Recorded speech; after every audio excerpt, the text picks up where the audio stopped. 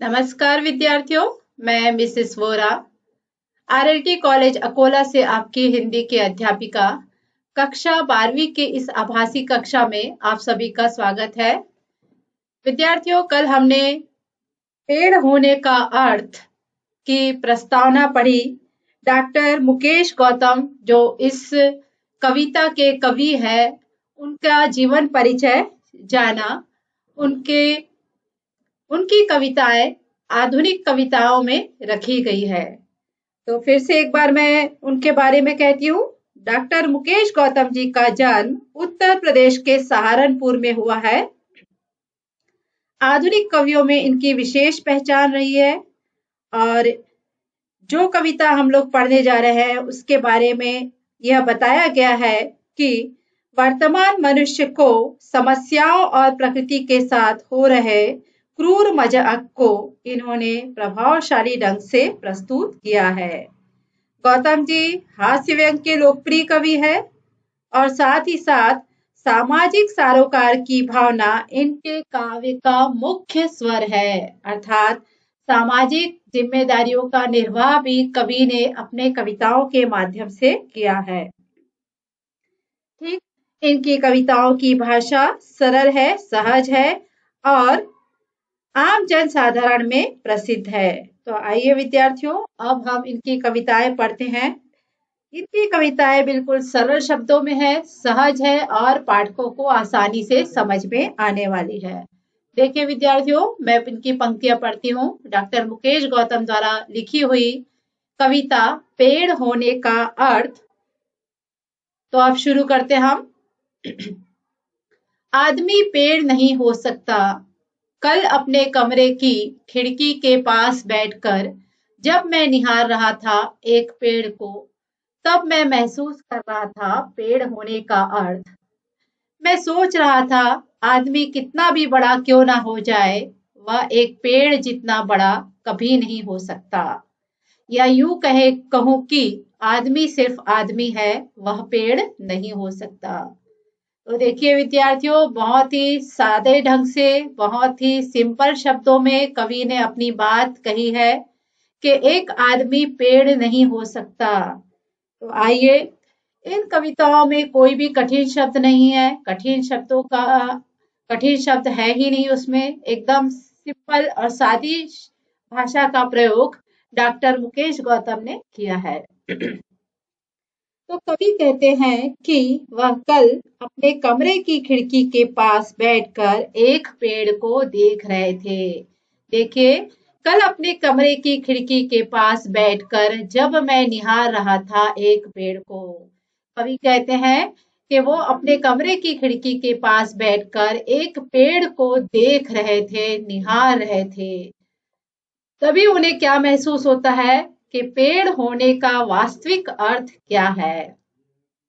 आगे कवि कहते हैं, उस समय उन्होंने सोचा कि आदमी कितना भी बड़ा क्यों ना हो जाए, लेकिन वह पेड़ जितना बड़ा कभी नहीं हो सकता।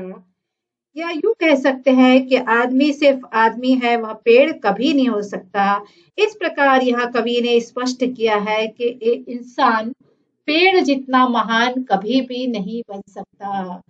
तो विद्यार्थियों, ये इस पंक्तियों का अर्थ है, कुछ भी नहीं है, बिल्कुल सिंपल ढंग से है, सादे ढंग से, सादे शब्दों का प्रयोग कवि ने किया है। और जैसा कि हम जानते हैं कि आधुनिक कविताएं जो होती है वो गद्य की भांति ही होती है। तो कवि ने अपने शब्दों के माध्यम से पेड़ होने का अर्थ यहाँ पर बताया है और साथ ही ये बताया है कि एक आदमी कितना भी बड़ा क्यों ना हो जाए, वह सिर्फ आदमी ही है, वह एक पेड़ जितना बड़ा या महान नहीं बन सकता। तो आइए विद्यार्थियों, अब हम आगे की पंक्तियां पढ़ते हैं। तो विद्यार्थियों, पहले हमने देखा, पहले उसे तीन कविताओं को तीन भागों में बांटा है मुकेश गौतम ने। पहला जो पॉइंट था उसमें कहा है कि आदमी पेड़ नहीं हो सकता, और जो दूसरा है उसमें यह कहा गया है कि हौसला है पेड़। तो देखिए, कवि ने यहाँ पर बताने की कोशिश की है कि किस प्रकार हौसले का उदाहरण है, हिम्मत का एक उदाहरण पेड़ प्रस्तुत कर रहा है, यहाँ पर कवि ने बताया है। तो देखिए विद्यार्थियों, मैं इनकी पंक्तियों को पढ़ती हूँ और फिर से मैं आपको बताती हूँ कि इसमें कोई कठिन शब्द नहीं है। बिल्कुल सादे ढंग से कवि ने अपनी बात को प्रस्तुत किया है। अंकुरित होने से ठूठ हो जाने तक, आंधी तूफान हो या कोई प्रतापी राजा महाराजा, पेड़ किसी के पाँव नहीं पड़ता है। जब तक है उसमें सांस, एक जगह पर खड़े रहकर हालात से लड़ता है। जहां भी खड़ा हो, सड़क, झील या कोई पहाड़, भेड़िया, बाघ, शेर की दहाड़, पेड़ किसी से नहीं डरता है। हत्या या आत्महत्या नहीं करता है पेड़, थके राहगीर को देकर छांव व ठंडी हवा, राह में गिरा देता है फूल और करता है इशारा उसे आगे बढ़ने का। पेड़ करता है सभी का स्वागत, देता है सभी को विदाई। तो देखिए विद्यार्थियों, इसमें कोई भी कठिन शब्द नहीं है। अब फिर से कविताओं को मैं पढ़ने के साथ ही साथ उसका भावार्थ, जो काफी सरल है, सादे शब्दों में है, यह बताती हूँ। कवि कहता है कि अंकुरित होने से ठूठ हो जाने तक, अर्थात सूख जाने तक, कि अपनी जिंदगी में पेड़ कभी किसी के सामने झुकता नहीं है। अर्थात बीज के पैदा होने से आखिर उसकी आखिरी स्थिति ठूठ हो जाना या सूख हो जाने तक पेड़ किसी के शरण में नहीं जाता। चाहे आंधी तूफान हो या कोई प्रतापी राजा महाराजा के शरण में जाता नहीं है, पेड़ किसी के पाँव नहीं पड़ता है, वह हिम्मत के साथ खड़े रहता है। जब तक है उसमें सांस, एक जगह पर खड़े रहकर हालात से लड़ता है। चाहे तूफान आए या फिर कोई आंधी तूफान आता है, हवा होती है, बारिश होती है, या फिर कोई प्रतापी राजा महाराजा, उनके सामने वह झुकता नहीं है। जब तक वह जिंदा है, एक जगह खड़े होकर आने वाली परिस्थितियों का सामना करता रहता है और पेड़ किसी से डरता नहीं है, पेड़ किसी के आगे झुकता नहीं है। चाहे सड़क हो, झील हो या कोई पहाड़ हो, चाहे उस पेड़ के सामने भेड़िया आ जाए, बाघ आ जाए या शेर की दहाड़ सुनकर भी पेड़ किसी से डरता नहीं है। और इसी प्रकार कवि ने यह भी बताया है कि इन सभी चीजों के सामने वह किसी से डरता भी नहीं है, और तो और वो हत्या या आत्महत्या भी नहीं करता है। ना तो वह किसी की हत्या करता है और ना ही आत्महत्या करता है। थके राहगीर को देकर छांव व ठंडी हवा, राह में गिरा देता है फूल। तो देखिए विद्यार्थियों, वह थके हुए राहगीर को, उसके आसपास आने जाने वाले राहगीर को, रास्ते चलने वाले लोगों को छांव देता है, ठंडी हवा देता है और उनकी राह में फूल बिछाते हुए आगे बढ़ने का संदेश देता है। वह आने वाले सभी लोगों का स्वागत करता है और फिर प्यार से उनकी विदाई भी करता है। कवि कहता है कि गांव के रास्ते में खड़ा हुआ यह पेड़ आज भी मुस्कुरा रहा है। तो इस प्रकार आगे देखते हैं विद्यार्थियों। देता है सभी को विदाई, गांव के रास्ते का वह पेड़ आज भी मुस्कुरा रहा है। हालांकि वह सीधा नहीं, टेढ़ा पड़ा है। सच तो यह है कि रात भर तूफान से लड़ा है, खुद घायल है वह पेड़, लेकिन क्या देखा नहीं तुमने, उस पर अब भी सुरक्षित चहचहाते हुए चिड़ियों के बच्चों का घोंसला है। जी हाँ, सच तो यह है कि पेड़ बहुत बड़ा हौसला है। तो क्या करता है पेड़, देखिए विद्यार्थियों, कवि कहता है कि गांव के रास्ते में खड़ा हुआ वह पेड़ आज भी मुस्कुरा रहा है। प्रसन्नचित्त भाव से वह पेड़ दिखाई दे रहा है। चाहे आंधी हो, चाहे तूफान हो, चाहे झील हो, चाहे सड़क हो, चाहे उसके सामने शेर आ जाए, बाघ आ जाए, शेर की दहाड़ आ जाए, वह किसी से डरता नहीं है, ना वह किसी की हत्या करता है और ना ही किसी की आत्महत्या करता है, और ना ही स्वयं आत्महत्या करता है। तो गांव के रास्ते का वह पेड़ आज भी खड़े खड़े मुस्कुरा रहा है। हालांकि हालातों का सामना कर करके वह सीधा नहीं टेढ़ा पड़ा है।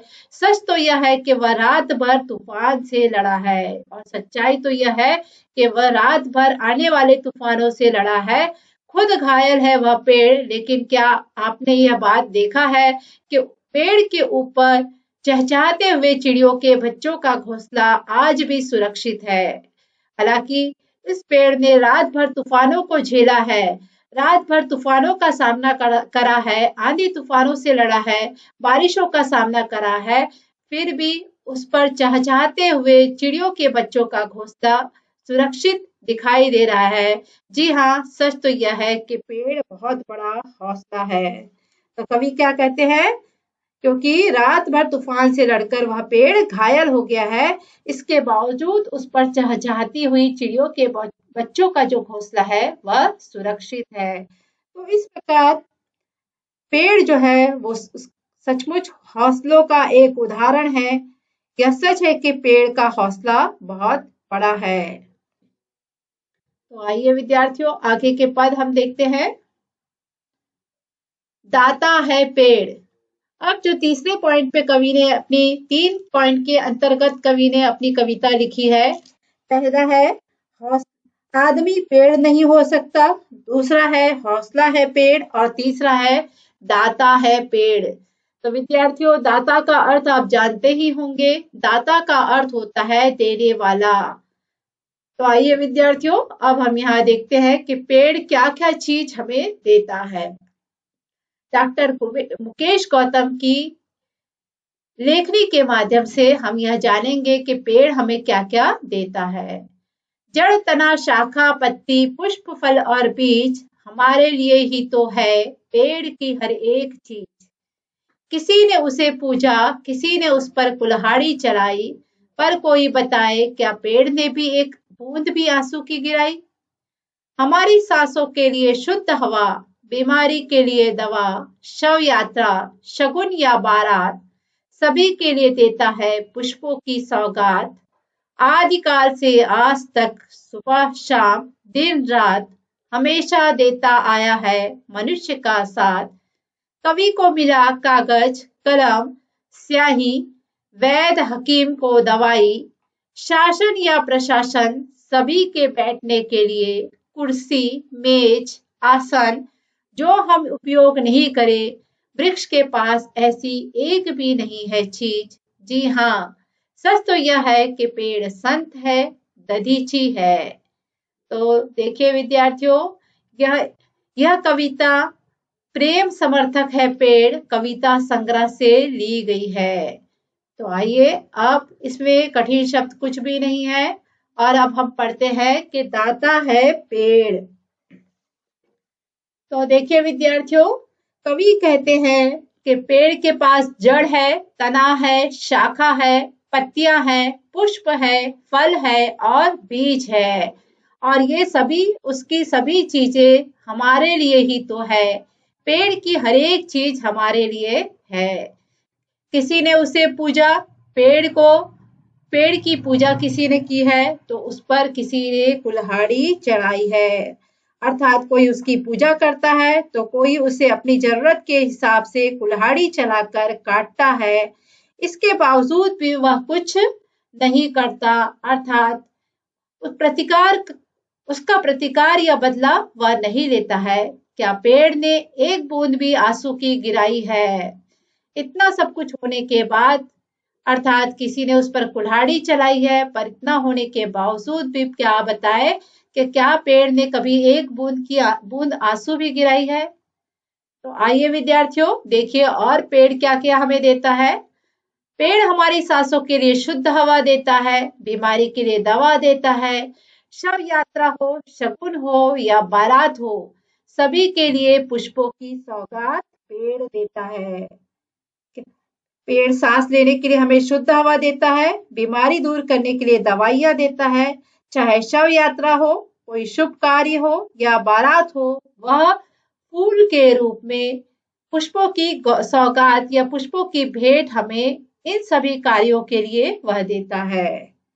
आदिकाल से हर पल पेड़ मनुष्य का साथ देता आया है। प्राचीन काल से लेकर आज तक, यानी पुराने समय से लेकर आज तक, चाहे सुबह हो, शाम हो, दिन हो या रात हो, पुष्प पेड़ जो है वो हमेशा मनुष्य का साथ देता आया है।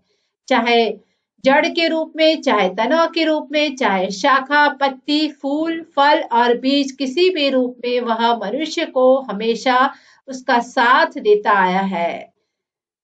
तो आइए अब हम देखते हैं कि कवि को क्या मिला है। देखिए कवि को क्या मिला है पेड़ के माध्यम से। यह प्रश्न पूछा गया है कृति पत्रिका के अंदर कि कवि को पेड़ के माध्यम से क्या मिला है, या पेड़ कवि को क्या देता है। तो कवि को क्या मिला है पेड़ से? कागज मिला है, कलम मिली है और स्याही मिली है। इसी प्रकार वैद को पेड़ों से क्या प्राप्त हुआ है?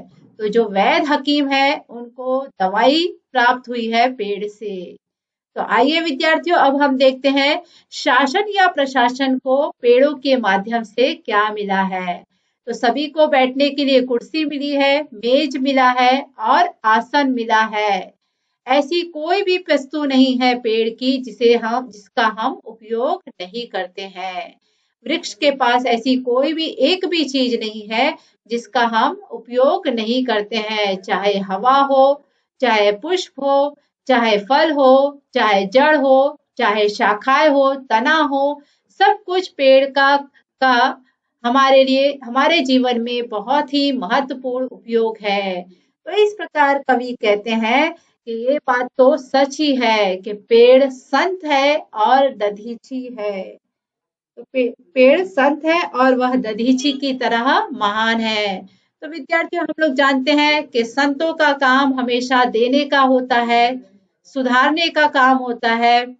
और दधीची के बारे में आपने सुना ही होगा कि दधीची कौन था। तो विद्यार्थियों देखिए, दधीची एक ऋषि थे जिन्होंने एक असुर को मारने के लिए, धर्म ग्रंथों के अनुसार दधीची एक महर्षि थे, महादानी थे।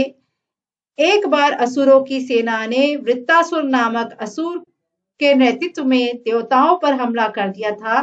तब ऐसे समय पर दधीची ने अपनी हड्डियों का दान करके उस असुर को मारा था और हंसते हंसते अपने शरीर का त्याग कर दिया था। तो उनकी हड्डियों से अस्त्र का निर्माण हुआ और उस असुर को मारा गया। अर्थात दधीची जो थे उन्होंने अपनी हड्डियों का भी दान दे दिया था। तो कवि ने यहाँ पर ऋषि दधीची की तुलना पेड़ से की है, या पेड़ की तुलना ऋषि दधीची से की है कि उन्होंने, पेड़ ने अपने संपूर्ण शरीर का दान मनुष्य के लिए कर दिया है। तो विद्यार्थियों धन्यवाद। यह वीडियो यही समाप्त होता है, यह पाठ यही समाप्त होता है। धन्यवाद।